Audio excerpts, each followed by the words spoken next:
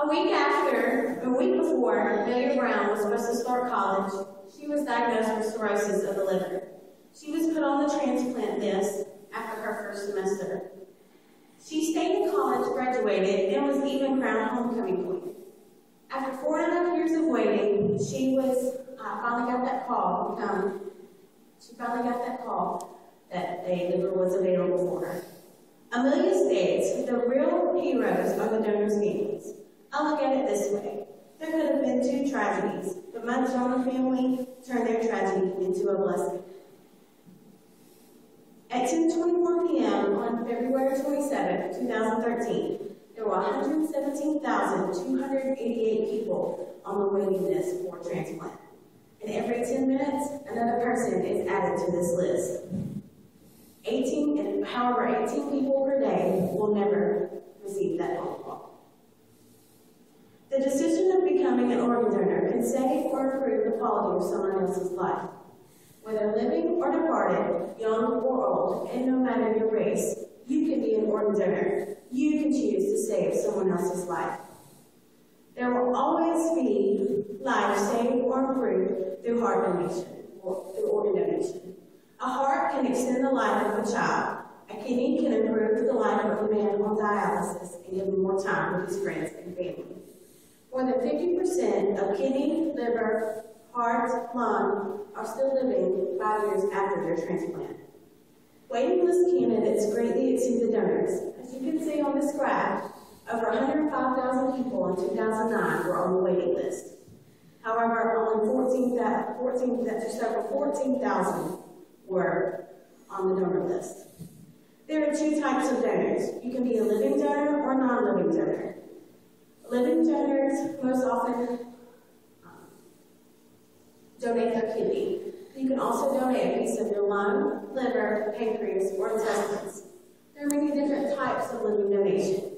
You can be a blood relative, a husband or wife, or somebody that is emotionally connected to the recipient. And there is also pair donation. Pair donation is when the doctors pair the donor and the recipient together. According to Organ and Body Donation by Hal Markovitz, approximately 6,000 people per year participate in living donation. Non-living donors can donate a number of organs. These include, but are not limited to, the kidney, heart, liver, lungs, tissue, and a cornea. There are many common misconceptions with organ donation. One common misconception is that the donor's life is not important to the doctors. The donor's life is very important to the doctors, and organ donation does not become an issue until after the patient is considered brain dead. Brain death is defined as the absolute total cessation of all brain activity. A second common misconception is that open casket funerals are not possible. Open casket funerals are completely possible. The surgeons take the utmost care in removing the organs from the donor's body. Do not exclude yourself from organ donation because of your age, race, or your medical condition. Let the doctors determine your eligibility. Madison Miller, age 8, was in a house fire. She was scared as she went and hid in the closet. This is my best friend's little sister. She just a few days before the house fire, she had told her mother that she wanted to be an organ donor. After a few days of being on life support, the doctors considered her brain dead.